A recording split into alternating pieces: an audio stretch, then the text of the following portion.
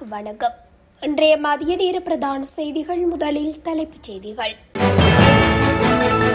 நேற்று நள்ளிரவு முதல் அதிகரிக்கும் சமையல் எரிவாயுவின் விலை. வவுனியாவில் சுகாதார சீர்கேட்டுடன் இயங்கிய 6 உணவகங்களுக்கு பூட்டு. பாடசாலைக்கு நடந்து சென்ற மாணவி பரிதாபமாக பலி. நாட்டின் பல பகுதிகளில் இன்றும் மழை. கொழும்பில் வீடொன்றுக்குள் சிஐடியினருக்கு காத்திருந்த அதிர்ச்சி. நாட்டில் தொடரும் அவசர கால நிலை. ஜனாதிபதி வெளியிட்டுள்ள முக்கிய தகவல். வெள்ளாங்குளம் சந்தி பகுதியில் உளவு இயந்திரம் ஒன்று தடம் புரண்டதில் 12 பேர் படுகாயம். மாடியில் இருந்து விழுந்து பரிதாபமாக உயிரிழந்த இளைஞர் சிசிடிவியில் பதிவாகியுள்ள காட்சி. போலீஸ் முன்னாள் பொறுப்பதிகாரியும் கான்ஸ்டபிளும் கைது. மட்டக்களப்பில் மீட்கப்பட்ட பயங்கர ஆயுதங்கள் தொடர்பான விரிவான செய்திகள். நேற்று நள்ளிரவு முதல் நடைமுறைக்கு வரும் வகையில் லோப் சமையல் எரிவாயு விலைகள் திருத்தப்பட்டுள்ளன. அதன்படி 12.5 கிலோகிராம் லோப் சமையல் எரிவாயு சிலிண்டரின் விலை 80 ரூபாவினால் அதிகரிக்கப்பட்டுள்ளது. இந்த விலை திருத்தத்தின்படி 4250 ரூபாவாக இருந்த 12.5 கிலோகிராம் லோப் சமையல் எரிவாயு சிலிண்டரின் புதிய விலை 4330 ரூபாவாகும். அதேபோன்று 5 கிலோகிராம் சமையல் எரிவாயு சிலிண்டரின் விலை 32 ரூபாவினால் அதிகரிக்கப்பட்டுள்ளதுடன் அதன் புதிய விலை 1742 ரூபாவாகும். வவுனியா நகரில் சுகாதார சீர்கேட்டுடன் இயங்கிய 6 உணவகங்கள் சுகாதார பரிசோதகர்களால் மூடப்பட்டுள்ளது. குறித்த உணவகங்கள் நேற்று இவ்வாறு மூடப்பட்டதாக தெரிவிக்கப்படுகிறது. சுகாதார பரிசோதகர்களால் அந்த உணவகங்கள் சோதனைக்குட்படுத்தப்பட்ட போது அவை சுகாதார சீர்கேட்டுடன் இருந்துள்ளமை அவதானிக்கப்பட்டுள்ளது. இதனையடுத்து குறித்த உணவகங்களை நீதிமன்ற கட்டளையின் பிரகாரம் திருத்தப் பணிகளுக்காக எதிர்வரும் 14 நாட்களுக்கு மூடுமாறு சுகாதார பரிசோதகர்களால் உத்தரவு வழங்கப்பட்டுள்ளது. குறிப்பாக கொரவப்பொத்தானை வீதியில் அமைந்துள்ள 2 உணவகங்கள், பழைய பேருந்து நிலைய பகுதியில் அமைந்துள்ள சைவ உணவகம், வவுனியா சுகாதார வைத்திய அதிகாரி பிரிவுக்கு அண்மையில் அமைந்துள்ள பிரபல உணவகங்களே இவ்வாறு நடவடிக்கை எடுக்கப்பட்டுள்ளமை குறிப்பிடத்தக்கது. இரத்தினபுரியில் வீதியோரத்தில் நடந்து சென்ற பாடசாலை மாணவியொருவர் லொரி மோதி உயிரிழந்துள்ளார். எலபத போலீஸ் பிரிவில் கனதொல இலக்தென்ன வீதியில் உள்ள 79ஆம் இலக்கு ரப்பர் தோட்டத்திற்கு அருகில் நேற்று பிற்பகல் விபத்து இடம்பெற்றுள்ளது. காயமடைந்த மாணவி இரத்தினபுரி மருத்துவமனையில் அனுமதிக்கப்பட்ட பின்னர் உயிரிழந்ததாக வைத்தியர்கள் தெரிவித்துள்ளனர். உயிரிழந்த மாணவர் அலுக்கட்டிய பகுதியைச் சேர்ந்த 11 வயது சிறுமி என போலீசார் குறிப்பிட்டுள்ளனர். விபத்து தொடர்பாக சந்தேக நபர் கைது செய்யப்பட்டுள்ளதுடன் எலபத்து போலீசார் மேலதிக விசாரணைகளை மேற்கொண்டு வருகின்றனர். ஓவா மாகாணத்திலும் மாத்தளை, நுவரெலியா, அம்பாறை மற்றும் மட்டக்களப்பு மாவட்டங்களிலும் அவ்வப்போது மழை பெய்யக்கூடும் என்று வளிமண்டலவியல் திணைக்களம் எதிர்ப்பு கூறியுள்ளது.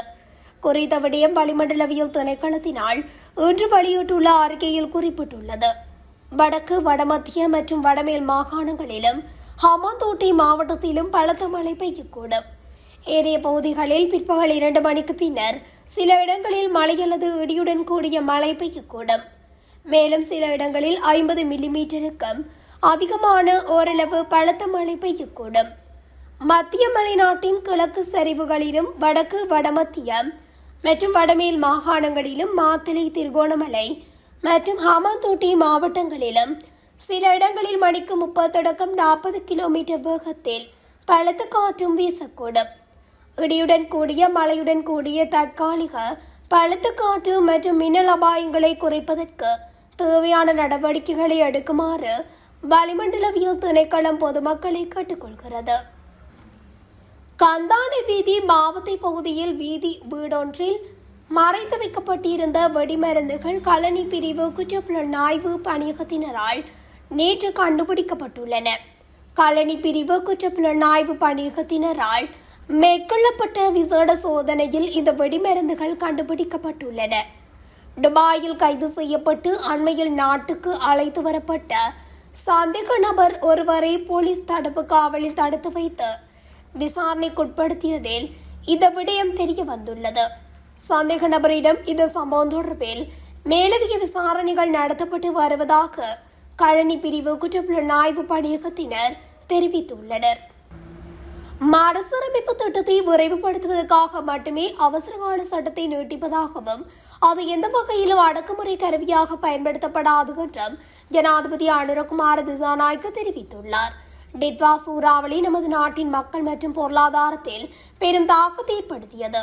இவ்வளவு பெரிய பேரழிவு ஏற்படும் போது நாட்டை மீண்டும் கட்டியெழுப்பும் செயல்பாட்டில் சாதாரண சட்டம் போதுமானதாக இல்லை. ஒரு சிறப்பு சட்டம் தேவை. சிறப்பு சட்டங்களை இயற்றுவதற்கு தேவையான அதிகாரங்களை அரசியலமைப்பு சட்டம் வழங்கியுள்ளது. பொது பாதுகாப்பு சட்டம் சிறப்பு சட்டங்களை இயற்றுவதற்கான வாய்ப்பை வழங்கியுள்ளது. இதுபோன்ற பேரழிவில் இருந்து மீள்வதற்கு சிறப்பு அதிகாரங்களுடன் கூடிய சட்டங்கள் தேவை. அதனால் தான் நாங்கள் அவசரகால சட்டத்தை விதித்தோம்.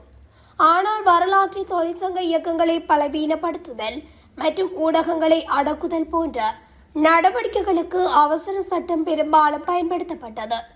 அந்த நோக்கத்திற்காக நாங்கள் சட்டத்தை பயன்படுத்தவில்லை. இந்த கட்டட செயல்முறை இன்னும் முடிவடையாததால் அடிப்படை பணிகள் முடியும் வரை அவசரகால சட்டத்தை நாங்கள் செயல்படுத்தி வருகிறோம். அது ஒருபோதும் அடக்குமுறை ஆயுதமாக பயன்படுத்தப்படாது என்று நான் உங்களுக்கு உறுதியளிக்கின்றேன். எனவே கொள்முதல் செயல்முறை மற்றும் நிலம் கையகப்படுத்தும் செயல்முறையை விரைவுபடுத்துவதற்கும் அரசு அதிகாரிகளுக்கு தேவையான பாதுகாப்பை வழங்குவதற்கும் அவசரகால சட்டத்தை மீண்டும் நீட்டிக்க நடவடிக்கை எடுத்துள்ளோம். இந்த டிட்வா புயலால் பாதிக்கப்பட்ட பகுதிகளுக்கும் மிக விரைவாக மீண்டும் கட்டியெழுப்பப்பட வேண்டிய பகுதிகளுக்கும் தேவையான சட்ட பாதுகாப்பை நாங்கள் வழங்கி வருகின்றோம். இது ஒருபோதும் அடக்குமுறை ஆயுதமாக பயன்படுத்தப்படாது என சுட்டிக்காட்டியுள்ளார். 77 දී අපි හඳෙන් හරි හාල් ගෙනල්ලා දෙනවා කිව්වා. 77 දී කිව්වා மன்னார் இழுப்பைக்கடவை போலீஸ் பிரிவுக்குட்பட்ட வெள்ளங்குளம் சந்தை பகுதியில் உளவு இயந்திரம் ஒன்று தடம் புரண்டதில் 12 பேர் படுகாயமடைந்துள்ளனர். மன்னார் இழுப்பைக்கடவை போலீஸ் பிரிவுக்குட்பட்ட இழுப்பைக்கடவில் இருந்து A32 வீதி வழியாக வெள்ளாங்குளம் நோக்கி பயணித்த உளவு இயந்திரம் ஒன்று துணுக்காய் நோக்கி திருப்ப முற்பட்ட சமயம் தடம் புரண்டு விபத்துக்குள்ளானது. இதில் உளவு இயந்திரத்தின் இழுவைப்பட்டியில் இருந்த 12 பேர் படுகாயமடைந்த நிலையில் முழங்காவில் ஆதார வைத்தியசாலை மற்றும் கிளிநொச்சி மாவட்ட பொது வைத்தியசாலை ஆகியவற்றில் அனுமதிக்கப்பட்டுள்ளனர். இந்நிலையில் விபத்து தொடர்பான விசாரணைகளை இழுப்பைக்கடவை போலீசார் மேற்கொண்டு வருகின்றனர். படுகாயமடைந்த 5 பேர் கிளிநொச்சி மாவட்ட பொது வைத்தியசாலையிலும் 7 பேர் முழங்காவில் ஆதார வைத்தியசாலையிலும் அனுமதிக்கப்பட்டுள்ளனர். குறித்த உளவு இயந்திரத்தில் 15 பேர் வரையில் மரண வீடு ஒன்றுக்கு சென்று வெள்ளாங்குளம் நோக்கி திரும்பிக் கொண்டிருந்த போது இந்த அனர்த்தம் நிகழ்ந்துள்ளதாக தெரிவிக்கப்படுகிறது. களுத்துறையில் கட்டுமான பணிகள் நடைபெற்று வந்த 2 மாடி கட்டிடத்தில் கான்கிரீட் கலவை இயந்திரத்தில் சிக்கி இளைஞர் ஒருவர் உயிரிழந்துள்ளார். இந்த விபத்து நேற்று இடம்பெற்றுள்ளது. இவ்வாறு உயிரிழந்தவர் பயாகல ஜங்கம பகுதியைச் சேர்ந்த வெளிவிட்ட முதலிக்கே விஸ்வ பிரபுத்த 24 வயது என அடையாளம் காணப்பட்டுள்ளார். இவ்வாறு உயிரிழந்தவர் வேலை செய்யும் இடத்தின் 2வது மாடியில் நிறுவப்பட்ட கான்கிரீட் கலவை இயந்திரத்துடன் தரைத்தளத்திற்கு விழுந்துள்ளார். இதன்போது பலத்த காயமடைந்த இளைஞர் வேலை செய்யும் இடத்தில் இருந்த தொழிலாளர்களால் களுத்துறை போதனா வைத்தியசாலையில் அனுமதிக்கப்பட்ட நிலையில் உயிரிழந்துள்ளார். இந்த விபத்து அருகில் பொருத்தப்பட்டிருந்த சிசிடிவி காட்சிகளில் பதிவாகியுள்ளதாக போலீசார் தெரிவிக்கின்றனர். சூரியகத்த போலீஸ் நிலையத்தின் முன்னாள் பொறுப்பதிகாரியும் கான்ஸ்டபிள் ஒருவரும் மத்திய குற்றப்புலனாய்வு பணியகத்தினரால் கைது செய்யப்பட்டுள்ளனர். மானொன்றை கொன்றமை தொடர்பான குற்றச்சாட்டின் கீழ் இவர்கள் கைது செய்யப்பட்டுள்ளதாக போலீஸ் ஊடக பேச்சாளர் உதவி போலீஸ் அத்தியட்சகர் FU ஊட்ட தெரிவித்துள்ளார்.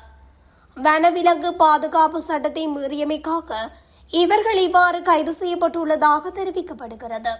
சந்தேக நபர்கள் நாளை எம்டிப்பட்டிய நீதவான் நீதிமன்றில் ஆஜர்படுத்தப்பட உள்ளதுடன் மத்திய குற்றப்புலனாய்வு பணியகம் மேலதிக விசாரணைகளை முன்னெடுத்து வருகின்றது. நிலத்தில் புதைத்து வைக்கப்பட்டிருந்த ஸ்வீடன் நாட்டு தயாரிப்பான 3 ராக்கெட் லான்ச்சர் ரக ஆயுதங்கள் விசேட அதிரடிப்படையினரால் மீட்கப்பட்டுள்ளது. குறித்த ஆயுதங்கள் நேற்று மட்டக்களப்பு குடுமிமலை பகுதியில் மீட்கப்பட்டுள்ளதாக வாழைச்சேனை காவல்துறையினர் தெரிவித்தனர்.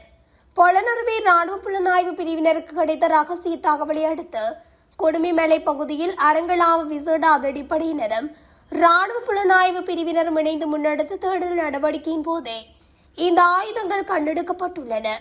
மீட்கப்பட்ட ஆயுதங்கள் மேலதிக நடவடிக்கைகளுக்காக வாழைச்சேனை காவல்துறையினரிடம் ஒப்படைக்கப்பட்டுள்ளன. இந்த சம்பவம் தொடர்பில் விசேட அதிரடிப்படையினர் மேலதிக விசாரணைகளை முன்னெடுத்து வருகின்றனர். இத்துடன் தமிழொலியின் இன்றைய மதிய நேர பிரதான செய்திகள் நிறைவடைகின்றன. தொடர்ச்சியாக செய்திகளை அறிந்து கொள்ள தமிழொலி ஊடகத்துடன் இணைந்திருங்கள். நன்றி, வணக்கம்.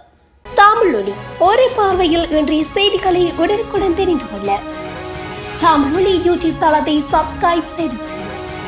இந்த வீடியோ பிடிச்சிருந்தா லைக் பண்ணுங்க, கமெண்ட் பண்ணுங்க, ஷேர் பண்ணுங்க. மறக்காம கீழே இருக்கிற பெல் ஐகானை கிளிக் பண்ணுங்க.